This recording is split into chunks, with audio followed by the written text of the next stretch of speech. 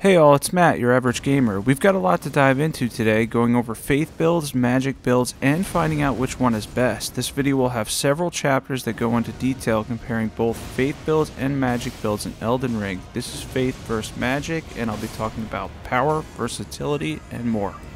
I'll be showing my favorite and most powerful faith and mage build. We've added a ton of new clips while also adding in older ones for my channel to show the power of magic and faith. Everything ranges from patch 1.09 to the current patch 1.10.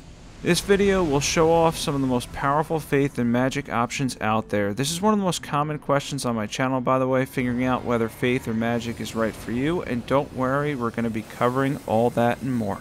And here we're showing off Comet Azure. We also showed off Ancient Dragon Lightning Strike, a couple crazy different things that you can do with Faith and Mage builds. We're going to be getting into the chapters, by the way. Each one is timestamped individually, and the first one here is Early Game and Basics. First things first, there's an advantage to starting as the Astrologer class in Elden Ring. Glintstone Pebble is great to start, and Mage builds early are easier to understand and use. The Prophet is more of a challenge early on, but pays off later in the endgame. Now we're going to get into Faith and Magic Basics, as we're using Faith with Giant's Flame Take Thee here, one of my favorite incantations. You can see here that the casting is slower but the damage is quite high, and that the incantation does best charging while also paying attention to timing. This is a must for the late game, especially with Faith builds, as you often have to manage time and your moves more so than Mage builds. Giant's Flame Take Thee is one of my favorite incantations to use as a faith build because it does so much damage, but granted it is on the slower side. And next up we'll be showing off Glintstone Pebble, a fairly simple but very effective and powerful spell. Glintstone Pebble is a great example of sometimes how easy it could be to be a mage, as you'll find yourself with more leeway in your timing in regards to attacks. There are chargeable spells of course, but mages have a lot of quick spells that are easy to pull off and FP friendly. And if we take down the troll here, we're going to be talking in a second about some points from this chapter and a couple of additional notes. The key points here is magic is easy early and mid-game and is generally powerful throughout. Faith builds can match by endgame but are harder early on. Faith builds have 3 damage types, magic is limited to 1. And starting out as the Astrologer class can make the beginning of Elden Ring a lot easier, and Glintstone Pebble is actually quite good. And for Chapter 2, we're going to be going over mobs and bosses, and first up is going to be mobs, and then we're going to be getting in some of the best builds against bosses.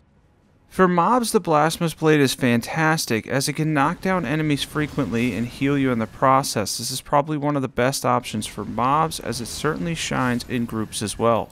The Blasphemous Blade is incredibly reliable and powerful, and it does a really good amount of fire damage, and you can easily destroy any mobs or NPC invaders you come across in Elden Ring. And as you can see, it does cost a decent amount of FP, but as far as mobs go, the Blasphemous Blade can easily take care of them. Even when they're grouped up, it can knock them down. It does solid fire damage. That knockback effect is great, and it's just a really powerful weapon. For magic, there's some good ones too, including Night Comet and Glintstone Pebble. You can easily spam magic against mobs, but it is slightly less useful when they're grouped up. Night Comet can pierce through enemies, which is nice, so that's a bonus for mages. All in all, it's fairly easy to fight mobs as a mage too, but with less of a knockdown effect and a little less crowd control. Yeah, Night Comet and Glintstone Pebble are great against mobs. You can use Adula's Moonblade. That's really great for destroying mobs as well because it has a really wide sweep and it does a fairly good amount of frost damage too.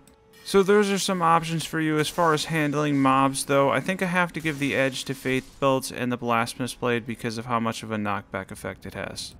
Now for bosses, first we're going to be showing off the Blasphemous Blade here against Godfrey. Obviously there's going to be spoilers throughout this video, you guys already know that, as it can absolutely destroy him since he has 0 fire resistance. This will be one of your go-to faith weapons and can easily carry you through the end game, specifically with the game's theme, as several of the end bosses take solid fire damage. The Blasphemous Blade heals you too and can make life easier for you, saving flasks often in battle. This is an excellent faith weapon where the Ash scales entirely with faith. This is a great weapon for the endgame bosses and for bosses in general. If you're ever stuck in Elden Ring, rest assured the Blasphemous Blade has your back. Whenever you're having trouble, this is one of those weapons that I'll always recommend because it can help you. Seriously, it helps a ton of people. It really is one of the easiest things to use in Elden Ring, constantly healing you back while dishing out solid damage. And the great thing about the Ash of War for the Blasphemous Blade, Taker's Flame, as I mentioned this already, it scales entirely with your Faith stat, so you can throw in a whole bunch of different fire incantations that will likely fit your build. There's a lot of versatility here, and that's another chapter that we will mention later on. As far as versatile builds goes, there is a lot you can do with the Blasphemous Blade if you're investing in Faith. It's one of my favorite weapons, and it's a favorite weapon for a lot of people because it's so good and because it can fit a Pyromancer build, it can fit around Faith. You can do a ton of different Faith builds and incantations and things with the Blasphemous Blade. It's obviously something that you can always run back to take down bosses. Incantations can be great against bosses too, as we'll quickly show Phase 2 Melania here with Burno Flame. This is a powerful chargeable fire incantation that can destroy certain bosses. Incantations are solid against the majority of bosses, with some other notable basic ones like Black Flame and Catch Flame. You're not going to have a ton of trouble once you get used to timing incantations and the learning curve that can come with them. In the end, the payoff can be well worth it if you have a little extra time to experiment with timing on some of these great options. That includes Burno Flame, Ancient Dragon Lightning Strike, Giant's Flame Take Thee. A lot of them just take timing, but they can be really powerful and they can hit extremely hard, as Faith is very powerful. Now for mages, the Darkmoon Greatsword is amazing, and you'll see it on display here. It's a very reliable endgame weapon that is incredibly FP friendly. The beams do great damage and can be boosted by Terra Magica as well as their pure magic damage. This is great against the majority of bosses, although the Blasphemous Blade edges out the Darkmoon Greatsword with its ability to heal and the fact that fire damage is really good for the late game, but overall the Darkmoon Greatsword is a solid option for mages and extremely strong and reliable.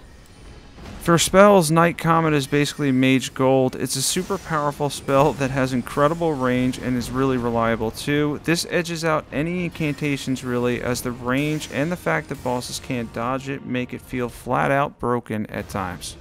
If you're having trouble as a mage, pick up 2 Staves of Loss and you can literally buff your way to victory. This is an easy and straightforward spell, pretty much the easiest that it can get in terms of how to use it, with many on my channel telling me the spell made the game too easy for them. They ran through the game simply with this spell, did a ton of damage, and it made the game a lot easier.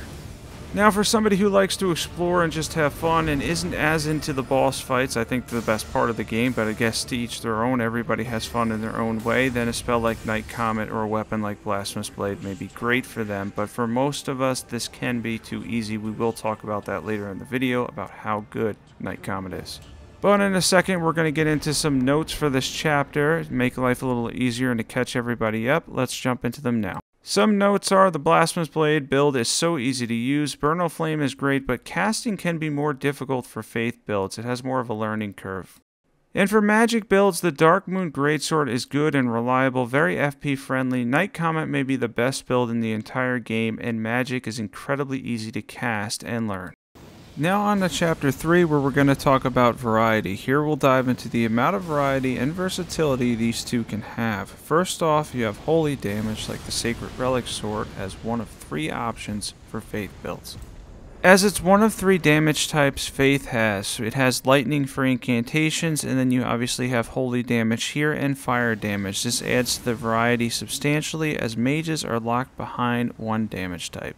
Black Flame Tornado is another unique spin on fire, giving you percentage damage as well. This is a solid option for a lot of bosses, especially larger ones, because they can take good percentage damage. This Ash has basically no hyper armor though, so that is one downside to an otherwise powerful Ash of War. Seriously, if you haven't tried out Black Flame Tornado, it has a lot of style and a lot of power. It's a really fun Ash of War to use, and then the percentage damage, the fire damage, it's really good when you're able to pull it off. It just needs more hyper armor in my opinion. Another awesome variety build I love is Fire, Frost, and Faith. This involves using Chilling Mist and minimal intelligence while main-handing a Flame Art weapon. You can throw in a cool Ash like Flaming Strike and Flame Art for great damage, or run the Fire and Frost setup I have here to take off chunks of HP like we're going to be doing against Radahn. This is another favorite build and shows the variety for Faith builds. There's a lot of different things you can do. You can even run a Katana build as a Faith build, but honestly, between the incantations, between the different types of weapons, and then Flame Art, there's just so much variety for Faith casters and Faith builds in general. So many different things you can do, and now we're going to be moving on to mage builds and variety. And here we're back to show versatility, but you'll often get stuck with the blue spells. Everything pretty much looks close, and you're going to see that here as I show off Night Comet and then Carrion Slicer and Shard Spiral after this fight. It all really does appear similar in terms of magic, and you are limited to one damage type. Don't get me wrong, Night Comet is super powerful, but like all mage builds revolves around what some call magic spam or blue spam. This is because they all have the relatively similar look, that blue spell type look, and while that's not bad for damage, it does make them all feel much more alike, and at times, maybe too much. With that being said, there is some variety for mages. We're going to get into Carrion Slicer, and one of my favorite spells for larger targets, which is Shard Spiral. We're going to show off that one too. Now, Carrion Slicer is a powerful blue sword that can shred up close. Again, this looks similar as most spells do that aren't both faith and intelligence. Carrion Slicer can absolutely shred through boss HP, and it's a very nice sidearm to have as a mage. Basically something you can use up close really quickly. I don't think sidearm's the right word, but just being able to have this in your pocket and do a ton of damage while running a spell build is awesome. And by the way, I wasn't comparing it to faith builds, but there is the faith and intelligence spells which do look different. They don't have the same blue look that most spells have, but honestly so far they're not that great. I'm hoping DLC adds more for faith and intelligence builds.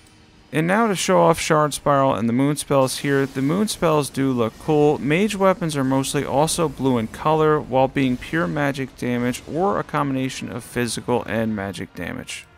This is in stark contrast to faith builds, which have more build versatility in 3 damage types while also looking really cool. In terms of how things look as well as options, faith is going to win this chapter. Yeah, 3 damage types versus 1 is always going to win in the versatility category. You have a lot to work with there, and as far as magic builds go, they obviously center, and it's pretty obvious when you say it, around magic itself. Now, as far as faith builds, you have those 3 damage types and a whole bunch of different things you can switch up to. A lot there with holy and then fire, and then obviously you have lightning for incantations. Now lightning on weapons is locked behind dexterity, so keep that in mind. And with that being said, we're going to get into some notes for this chapter. And for the notes for faith builds, you have lots of damage variety, including 3 types, lots of fun incantations and weapons too, and it has the most versatility. For magic builds, less variety, most spells are blue and similar, less weapon variety than faith, easier to use, but obviously you have less options in terms of damage types. Chapter 4, Fun and Style, is all about which is more fun, and this is the extension of Chapter 3. First, I'll show off some stuff I like for fun and style, including triple rings of light here that can utilize both faith and intelligence, but leans faith. It's a really cool incantation. That's a really FP friendly incantation too. You definitely should give that one a try. It's boosted by the Golden Order seal, and obviously the gold mask that I have on can boost that as well. So there's a lot of damage you can get from a very basic spell. And next up we're going to show off Corduvis' greatsword and how cool and fun strength and faith builds can be. It probably has one of the most enjoyable Ashes of War in Elden Ring. The Vortex Ash of War can crush enemies with physical and holy damage while doing solid posture damage as well. This weapon and role-playing as a Crucible Knight can make for a very fun playthrough. By the way, if you've been following to this point, definitely hit that subscribe button if you don't want to miss out on Elden Ring content, at the very least, weekly Elden Ring content lately, and then we're going to be covering DLC like crazy when that comes out too, so be sure to hit that subscribe button. You're not going to want to miss out. This is a really fun and growing community. I'm going to leave the Discord in the pinned comment as well. Yeah, if you ever need help with anything, feel free to reach out to me, and then in the Discord, there's a whole bunch of other people that can help you out with the game as well. People trade in there. We have a lot of people. I think we have over 500 people are in there now, so definitely be sure to join that too. It can help you out if you're ever stuck or have trouble. Now on to dragon incantations, which are a lot of fun, although depending on seal can involve a lot of arcane or low arcane depending on what seal you're using. They're super fun to pull off in PvE and make for some of the most enjoyable fights. You can get a lot of damage out of them, and they range from rot to fire to magic. There's a lot of versatility in dragon incantations alone, and maybe one of the most popular things to build around. Yeah, dragon incantations are a very enjoyable way to play the game. It can make for a great playthrough. If you haven't tried them yet, definitely give them a try. If you're using the Dragon Communion seal, though, you are going to have to use a lot of arcane. If you're using some of the other seals, you can go with a faith investment and still get solid damage. Yeah, and you have Rot Breath, which can also make the game a lot easier, as you can watch the boss's health go down and just dodge attacks, and then you have other cool ones like Dragon Ice and Dragon Fire. All in all, though, they're incredibly fun to use, and I suggest doing a playthrough with Dragon Incantations. And next up here is one of the most fun weapons in the game. I've said this many times about this, but it's the Envoy's Longhorn. It's amazing against big bosses. It's incredibly fun to use bubbles to destroy them. Yeah, there's 3 different bubble weapons. The Envoy's Longhorn is the best of the bunch, and it absolutely destroys big targets like dragons. It can make them it could simplify pretty much all of the dragon fights in the game, as they're not very resistant to Holy. It's fantastic against them. And you can run this build the same as the Blasphemous Blade build, because both Ashes of War scale purely with your Fate stats, so you can run those builds just by changing talismans out. It's awesome. Night Comet, as we've shown a lot, can go well with moon spells and certainly has style to start a fight. This is an awesome combo and can be fun to use as well. While this one isn't as enjoyable as Faith builds for most, we'll be talking more about this in the damage chapter. In the meantime, we're on to my favorite mage weapon. Next up, we're going to be going over Death's Poker. Death's Poker, which is an incredible mage weapon that has Ghost Flame Ignition, a powerful ash that scales purely off of your intelligence stat. That's right, ignore the D it has, and you'll have a ton of power on the most fun mage weapon you can use. This and the Wing of Astal for me are amongst the most enjoyable mage sidearms, with both looking cool and are really fun to pull off. And here we're going to show off Comet Azure, which can make for a very good time to see how much damage this infinite beam can do. However, out of the 2 that we're talking about here, Faith and Magic builds, I am going to lean towards Faith builds in terms of fun. Let's get into the notes for this chapter. So for Faith builds, you have a lot of build versatility. Everything looks pretty cool, and it's a little bit harder than Mage builds for casters, but pulling it off can be rewarding. And for Magic builds, less versatility with spells and weapons, sometimes too easy, some fun weapons and spells, but less than Faith, and less lore if you're into the lore. Chapter 5 is about pure power. Now, in terms of Faith and Magic builds, what's the most powerful build in the game, and what's the difference between the most powerful Faith and Magic builds?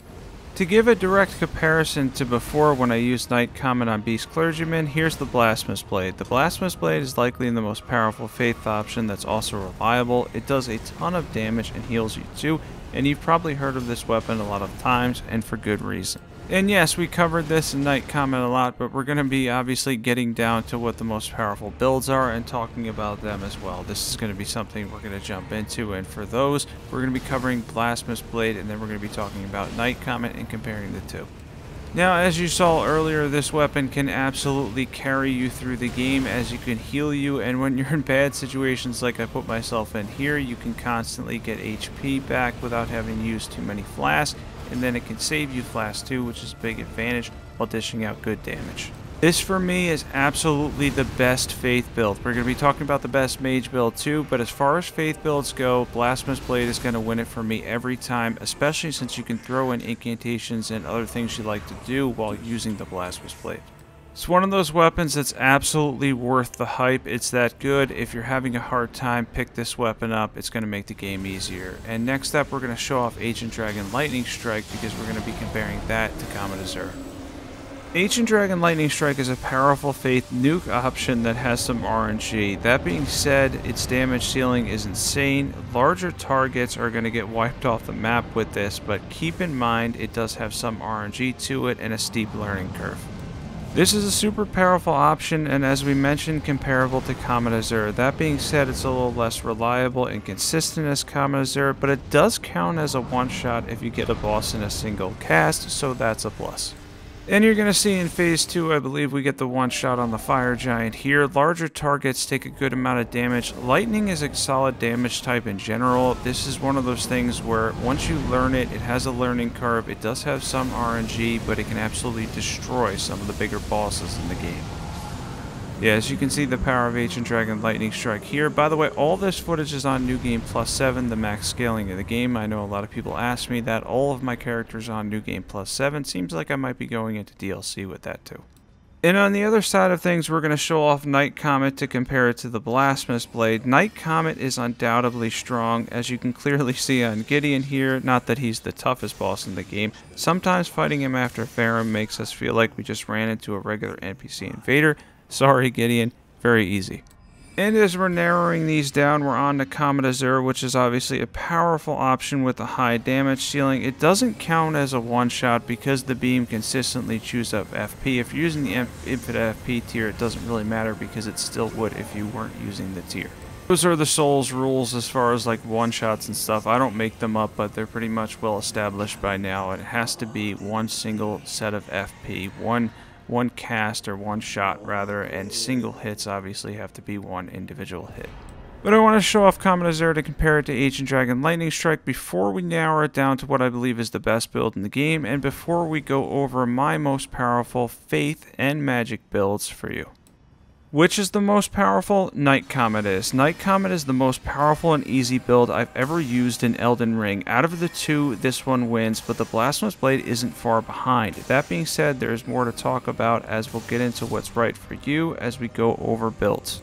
You can see the damage on screen and the inability for bosses to dodge it. You're going to see with Radagon here, he can't block it either, and the ridiculous amount of range. This is very easy, and you can cruise through Elden Ring, and it can make the game even boring for some. But if you're looking for pure power, I'm going to lean mages every time. It truly is that good. People ask me still to this day. I did a video way back, a little while back, probably months and months ago actually at this point, on what the best build was, and for me it was Night Comet. It did edge out the Blasphemous Blade, however that was close, and then Bleed builds were behind that at number 3. I stand by that still to this day. How much safety you have at a range and the damage you can dish out. Let's get into the key points for this chapter. For Faith builds, lots more fun and can be very powerful too, more of a learning curve aside from the Blasphemous Blade.